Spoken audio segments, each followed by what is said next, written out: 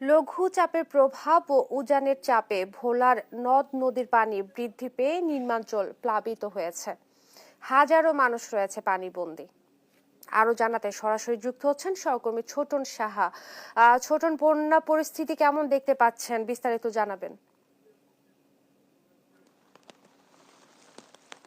ইশরাত, যে অবস্থা বিরাজ করছে যে গত 2 থেকে 3 দিন ধরে কিন্তু এই লঘুচাপের প্রভাব উপকূলে এবং একই সাথে কিন্তু পূর্ণিমার যে সেটিও যুক্ত হয়েছে। তো এই দুটি কারণে কিন্তু ভোলার যে নদ নদীর পানি রয়েছে সেটি কিন্তু অনেকটাই বৃদ্ধি পেয়েছে এবং সেটি বিপদ সীমা ছাড়িয়ে গিয়েছে। গত 24 ঘন্টায় কিন্তু এই মেঘনার পানি কিন্তু বিপদ সীমার 61 সেন্টিমিটার উপর দিয়ে প্রবাহিত হয়েছে এবং যে কারণে উপকূলের বাঁধের বাইরে যে সমস্ত নিচু এলাকা রয়েছে সেগুলো কিন্তু প্লাবিত হয়েছে, বিস্তীর্ণ জনপদ প্লাবিত হয়েছে, রাস্তাঘাট বাড়ির আঙ্গিনা প্লাবিত হওয়ার কারণে উপকূলে যে সমস্ত বাসিন্দা রয়েছেন তারা কিন্তু অনেকটাই পানিবন্দী অবস্থায় পড়েছেন এবং সীমাহীন দুর্ভোগে তারা কিন্তু পড়েছেন।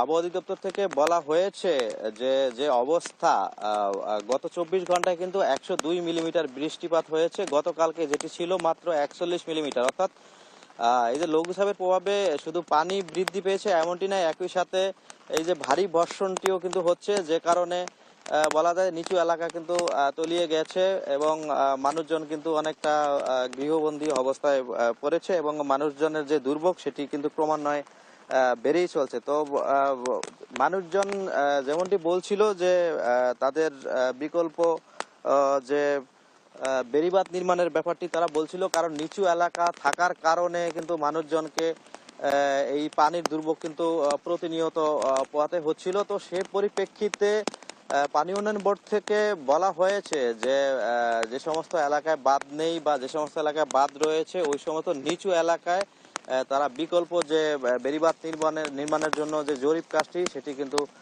তারা একই সাথে করেছে এবং আমরা আজকে সকাল থেকে দুর্গত এলাকায় ঘুরেছি, যে সমস্ত এলাকায় পানি ঢুকেছে ওই সমস্ত এলাকার বাসিন্দাদের সাথে কথা বলেছি। তারা যেমনটি বলছিল, তারা বলছিল যে এই পানিবন্দী থাকার কারণে তারা অনেকটা দুর্বিষহ দিন কাটাচ্ছেন এবং অনেকের ঘরে কিন্তু রান্নার চুলো জ্বলছে না এবং যাদের ঘরে রান্নার চুলো জ্বলছে না তারা অনেকটা আরো বেশি দুর্ভোগে পড়েছেন এবং যারা বিশেষ করে শ্রমজীবী মানুষ রয়েছেন, দরিদ্র মানুষ রয়েছেন, সেই সমস্ত মানুষ কিন্তু ত্রাণ সহায়তার জন্য কিন্তু দাবিটি তুলেছেন এবং তারা অতি দ্রুত যাতে ত্রাণ তাদের কাছে পৌঁছায় সেই দাবিটি কিন্তু জেলা প্রশাসনের পক্ষ থেকে চাওয়া হয়েছে। তবে জেলা প্রশাসন বা উপজেলা প্রশাসন থেকে এখন পর্যন্ত দুর্গত এলাকায় কোনো সহায়তা কার্যক্রম শুরু করেনি। তো ইরশাদ, এ ছিল আমার কাছে বলাতে যে নদ নদীর পানি বৃদ্ধি পেয়ে যে প্লাবিত হয়েছে নির্মাঞ্চল, তা নিয়ে সর্বশেষ তথ্য। ইরশাদ, আপনাকে ধন্যবাদ।